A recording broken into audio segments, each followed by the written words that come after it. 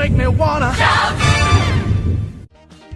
What's up, Bills fans, Bills Mafia, and Bills fanatics? Welcome to another episode of the Circling the Wagons podcast, the only podcast that gives you unique Bills fan perspective and unique Bills player interviews. I'm your host, Nate, and we have a special treat for you in this episode. If you're new to our podcast, we have several post-draft episodes discussing rookie prospects and obviously our thoughts on the drafting of quarterback Josh Allen.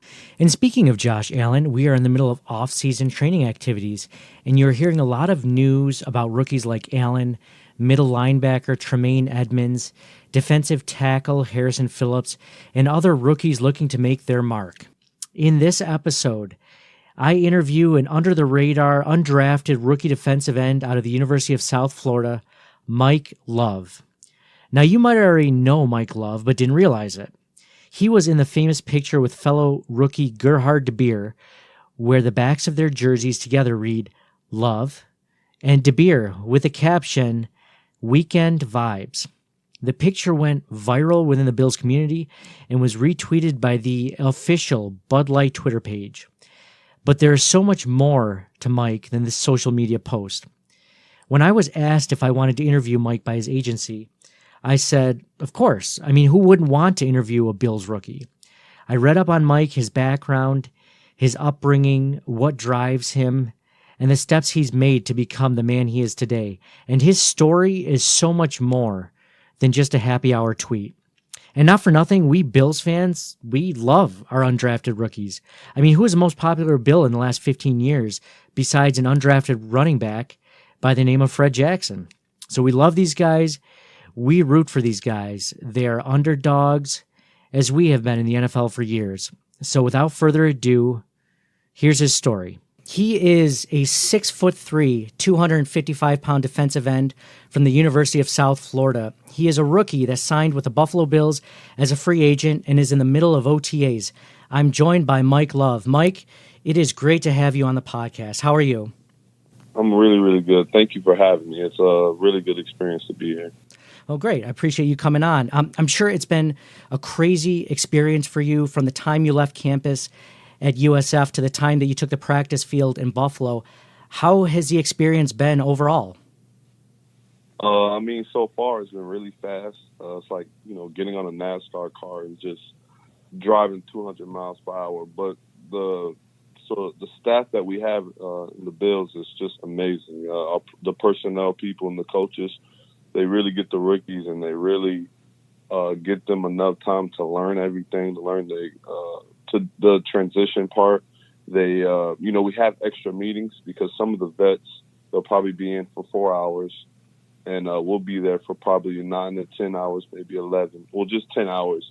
And we'll get those extra meetings after practice. We'll get some rookie development program meetings where they kind of talk to us about, just things about transition to the NFL, some things to look out for, some things we should get involved in, stuff like that. And I already know the playbook, most of the playbook, because of these extra meetings. I know a lot of things that a rookie should know because of some of these meetings. And it's been very, very awesome so far. And I'm really enjoying the experience and what they're, how they're setting it up for us. They're doing a wonderful job. Well, great. That actually leads into my next question, because on the outside looking in, it seems like the Bills coaching staff has tried to implement a process-driven, no-nonsense culture. Is that the impression you've gotten so far from Sean McDermott, Leslie Frazier, and the rest of the coaching staff? Well, the culture we're building here is just basically playoff caliber. You want to be a playoff caliber. You want to do playoff caliber things. It's just the daily routine we do in life, the way we eat, the way we come into the building, the way we practice, the way we go over meetings, the way we go over our playbook, the way you shower, the way you get treatment, the way you do training, the way you work out. We want everything to be playoff caliber, and we just want to fall in love with the process. That's what he says, and just basically and respect the process, and that's what the culture I've seen so far, and that's what I'm doing and adapting to right now. It's just being playoff caliber. Everything I do is just playoff caliber. So let's go back to April. Draft weekend came and went, and you weren't drafted, but signed on with the Bills soon after. What made you choose the Bills over other teams in that free agency period? I was talking to Aaron Whitecotton before the draft, a couple weeks before the draft, during the whole draft process, in the middle of the draft, after the draft, and I just really like his message about the type of player I could become and the opportunity that I have here. And I was just so thankful at the end of the draft that they gave me an opportunity, and it was just a blessing for them to have given me one. So in saying that, I'm sure you've heard about the weather here in Buffalo in wintertime, and I know you're from South Florida. Is that a worry to you at all? And have you ever talked to other teammates about it? The weather has been great so far, so I've really been loving it. I talked to a lot of teammates and coaches about the snow. They told me it gets really cold, but that's just something I'm going to have to adapt to. I mean, I grew up when it was humid, and I dealt with that, so I'm pretty sure I can handle a little bit of cold if I wear the right stuff. So what about the Bills fan base, the Bills Mafia? What have your teammates told you about us? So far, they just told me about Bills Mafia. They were just saying, "You'll see, you'll find out. It's awesome. It's a great place to play in. It'll be hard for teams to play in there because of them and because of the way we play." So, I mean, I'm looking forward to it. Haven't seen anything yet, and that's one thing I'm looking forward to. Absolutely. So getting to being on the field, the Bills ranked 29th in sacks last season and 29th in defending the run. What kind of skill set do you bring to the Bills at defensive end that would help them in these areas? I'm a very quick, twitchy guy, and I think I'll bring a good motor to them coming off the ball, really good get off, and just becoming the player that they want me to become. I'm learning their techniques and just trying to be a Bills defender, a Bills defensive end, not a Mike Love DN or a USF DN, just trying to become a Buffalo Bills defensive end and learn their technique and, do what I'm told to do the right things on the field to succeed. So in playing on the field, you've had to battle through injuries in college. You've had surgeries on both knees and your foot. How do you feel now physically? Right now I feel great, and it's just all a matter of taking care of your body. And that's another thing that I love about this program. They preach, playoff caliber. They say when you get treatment, even when you get treatment, playoff caliber. Take care of your body, save your body, it'll last long. All of my teammates do it. They all get treatment, so it's just a part of the process there at the stadium. Just a process, man. Training is part of the process of becoming great and being a playoff caliber team. Great. I saw that you finished college and graduated with your master's degree in entrepreneurship at USF. How important was that to you? It was really important to finish. My mom was really proud of me. It was definitely days that I thought that I didn't need it because it was kind of coming in between my pro day program of trying to work out and trying to, get my 40 time down. And then I had class at 6. And it was some days I was like, I really can just come back. It's just one semester. But, talking to my mom and one of my number one supporters, she was just in my ear telling me how important it is to finish this because how far I came. So it was really important to get that degree, and I'm just really glad I made the decision to do it. Well, you just recently talked about your mother, Shalonda, and how close of a relationship you have with her. But you also have a close relationship with Lisa Martinez and the Martinez family. Can you tell me a little bit about them? Yeah, I really have a good relationship. I have a second family as well. I had moved in with them my freshman year in high school. I didn't know what I was really doing with my life, and my best friend, Dalton, was the son of Dave Martinez, and he was at the time a bench coach for the Tampa Bay Rays. And I always used to go over there prior to living there, and every time I went over there, I seemed like I was doing right. You know what I'm saying? Just being right and having a little authority because, he wasn't allowed that at night. He didn't do anything bad. And when I would go back home, it's not like my mom didn't discipline me. I was just a young kid, no father around, just no authority. So I would just be around doing whatever I wanted. But it seemed like every time I went over there, I was doing the right thing. So I brought it upon myself one time. I was like, I'm kind of tired of being like this, not listening to my mom and stuff. So I talked to her and I talked to their family. I told them that I just wanted to move in with them and, change my life around. And Mama Lisa, which is what I call Lisa Martinez, she agreed to it. She said it was totally fine. It was up to your mom. My mom said, yeah, she'll try it out. And I went there for 4 years. And everything's just been really good since I moved in. I mean, I got honor roll for the first time. I started playing football and stuff, and everything just went the right way after I moved in with that family. And my mom was right there. It's not like I didn't see her; she was there, and she was very supportive with it. And I was glad that she said it was okay. So it worked out well. So I mean, that family, they mean everything to me as well as my mom. That's a great story between your mother and the Martinez family. You actually just touched on that, but along with becoming a part of the Martinez family, you just met your biological father, Grant Miller, for the first time 3 years ago. What was that experience like? I was living with my mom at the time because it was no. I was in college actually. I apologize. And my mom had ran into my grandmother on my father's side and was just catching up. And my mom was showing her pictures of all her sons. And she said, oh, Mike looks like Grant. And my mom kind of looked at it and said, oh, they kind of do look alike. And, my mom called me one day and said, I think I know who your father is because we previously thought it was someone else. And I told her that I didn't know. I really wasn't worried about it, but I kind of prayed for nights like that. So I took that shot and, we ended up meeting at a park. And once I saw him, I was like, man, he's a spitting image of me. Like we look just alike, Mm-hmm. Like you couldn't deny it at all. So I knew that was my dad, and we've been close ever since, trying to make up the 21 years that we missed out on. And, he didn't know about me. It wasn't his fault, but we have a great relationship now, and that's all I can ask for. Well, that's great. I hope every single member of your family can come up to see you this September in Buffalo when we kick off. On another note, you recently took a picture with teammate Gerhard de Beer in a tweet from the Buffalo Bills official Twitter account where you stand next to each other, backs facing the camera, and your jerseys spell out love and De Beers with the caption Weekend Vibes. The official Bud Light Twitter page retweeted it out, and it became viral within the Bills community. Did you think it would be that popular when they asked you to take the picture? To be honest, I knew to get a bunch of clout. I didn't know it was gonna get that much viral, but it was. I told them it was really clever. They asked me if I was down to take the picture, and I said, of course. I mean, I'm down with it, and we took the picture. It was pretty cool so far. I like it, man. Pretty good experience. Like that was after the first practice, so that was a really good, a good sign. I like the vibe since I've been here.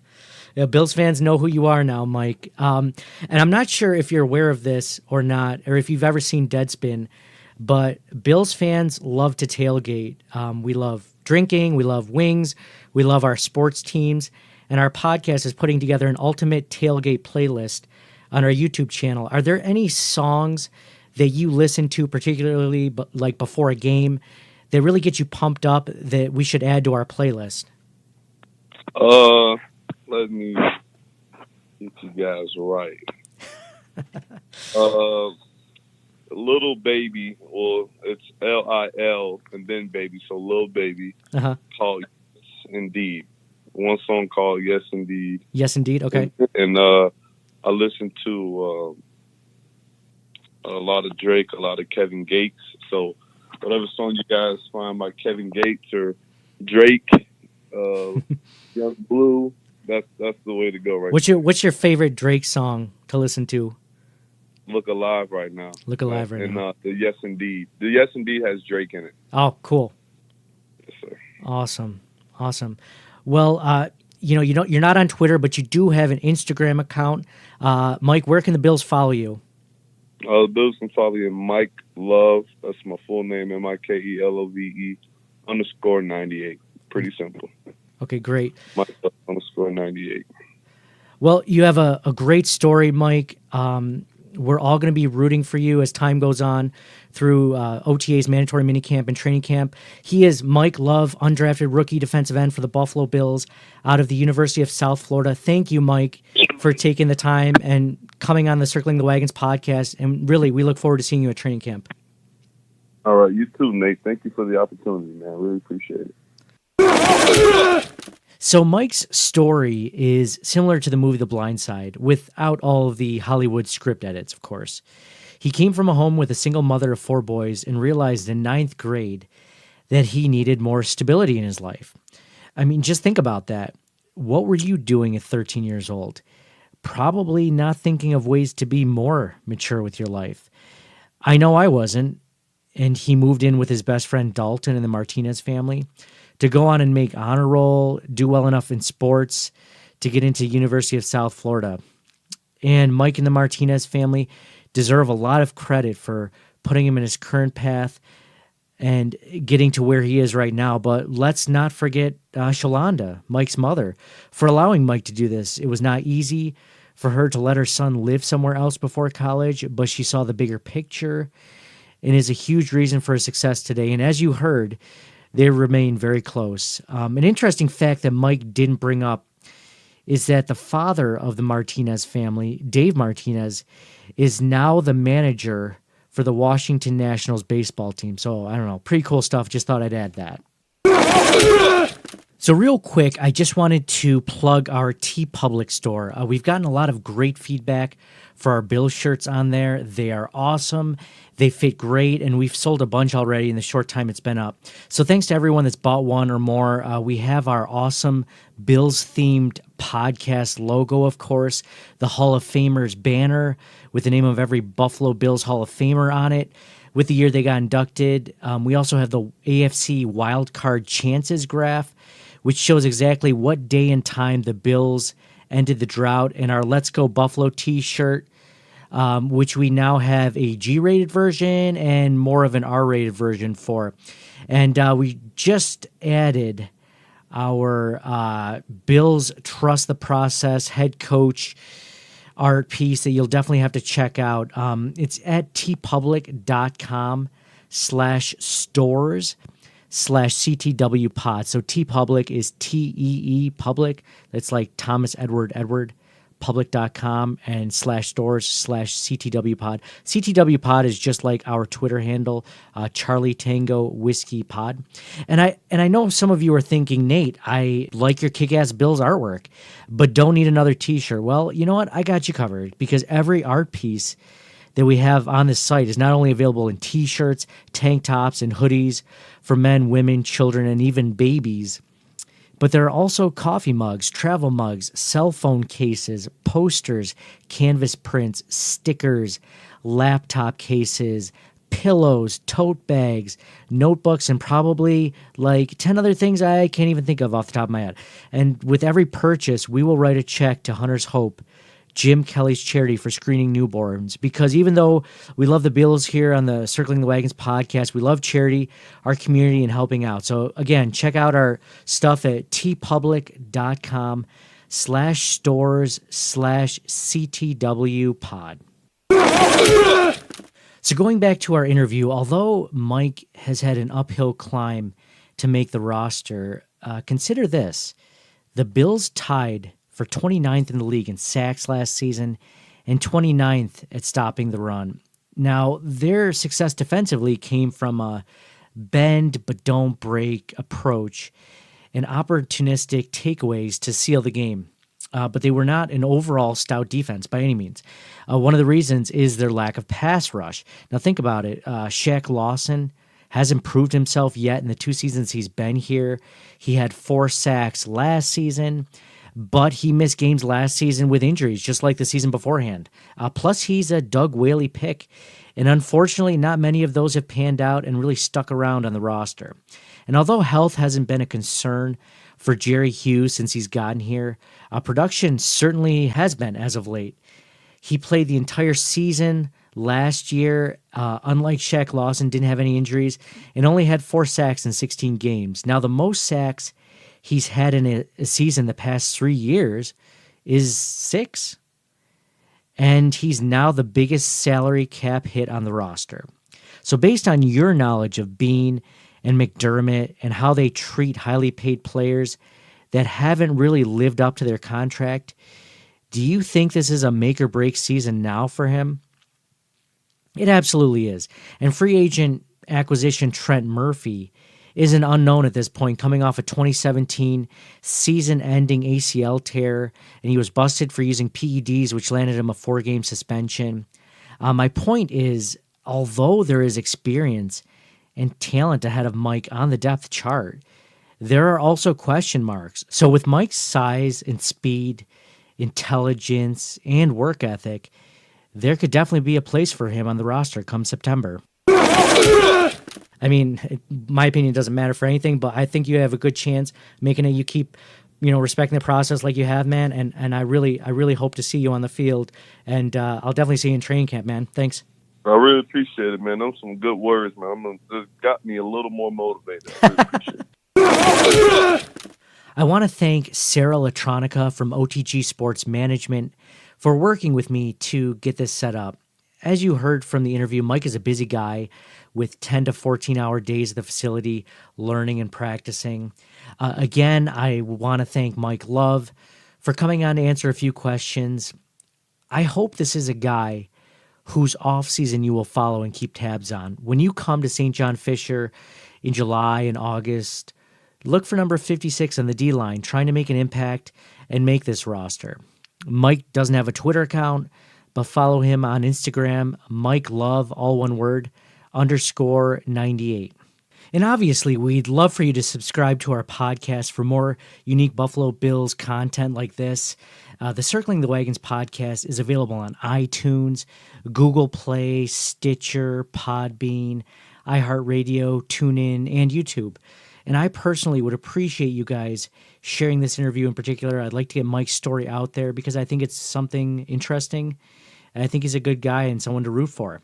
So thanks as always for listening. And for me, Nate, go Bills, and we'll talk to you guys again soon.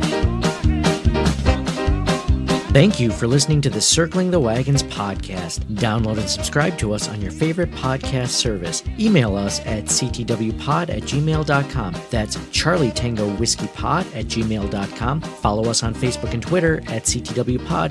And most importantly, go Bills. Nobody circles the wagons like the Buffalo Bills.